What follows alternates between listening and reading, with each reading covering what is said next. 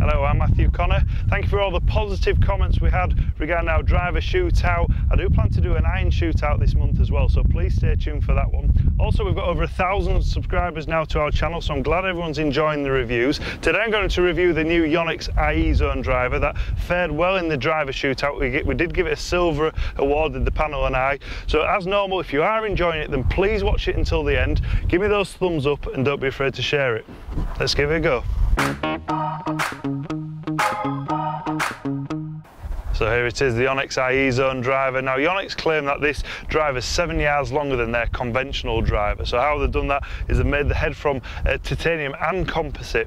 So once they place composite in the crown, then it's a lot lighter than titanium, and it enables them to move around with weighting internally and just help pull the centre of gravity further back. That helps with launch and it helps with more forgiveness as well. But at first, for me, it just feels a lot lighter. It actually feels like you can generate some clubhead speed, and we've already hit this in the driver shootout and it performed well. The panel and I gave it a silver award, so it does perform well.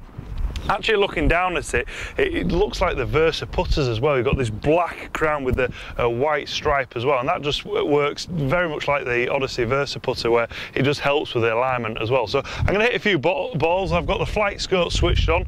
Let's see how this first one performs. That was a good one. Quite a neutral ball flight, if anything. Felt quite a firm, quite a reassuring strike. This one's set at 9 degrees stiff, but the shaft felt quite stable. It felt more like an extra stiff shaft. Yonex being a huge shaft manufacturer, they only use their own shafts and they don't use other companies.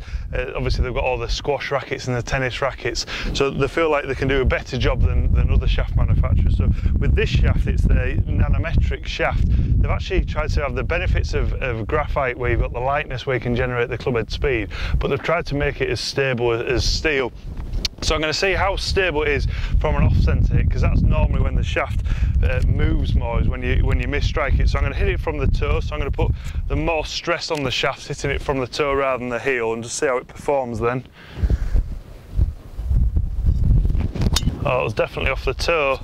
You'll be able to tell by the readings though, it's still quite a neutral ball flight. It still felt stable in the shaft. You'll be able to see how far I did hit it from the toe. So not a long way, but enough to really cause issues for the shaft, to try and keep that club as stable as possible.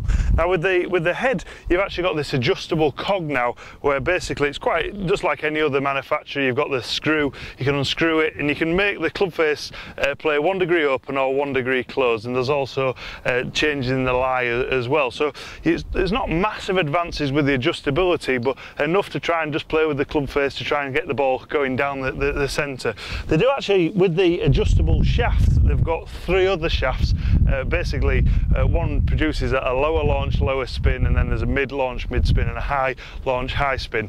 With the degrees, 9 degree and 10 degree, so I feel like it's suited more for the mid to low handicap, where you've got the difference in the shaft and just the lower loft, so you've not got the high loft option. So let's have another try. Let's see how we get on with this one, see if the readings are fairly consistent.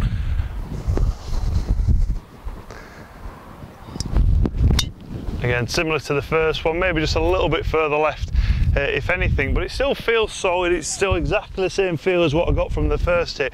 Now with this being more for the low stroke mid handicap player, I'm going to see how it performs when I'm trying to just move the ball a little bit right to left, a little bit left to right, and just see how easy it is to manoeuvre the ball.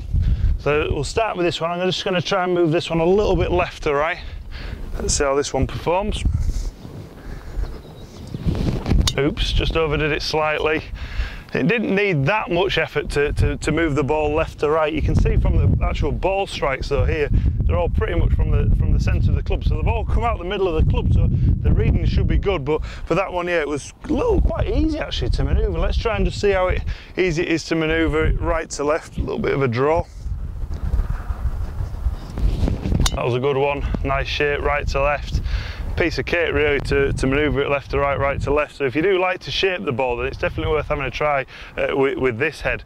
I feel like Yonex UK have cocked up a bit really, because it is a good driver, it performs well. The panel and I loved it in the shootout, we gave it a silver award, but they're a couple of months behind the rest of the manufacturers in the UK launch date. So a lot of golfers have already got the drivers in the hand that they want to use for 2013. But if you are struggling or you still haven't decided on a driver, then it's definitely worth having a try with the i-Ezone.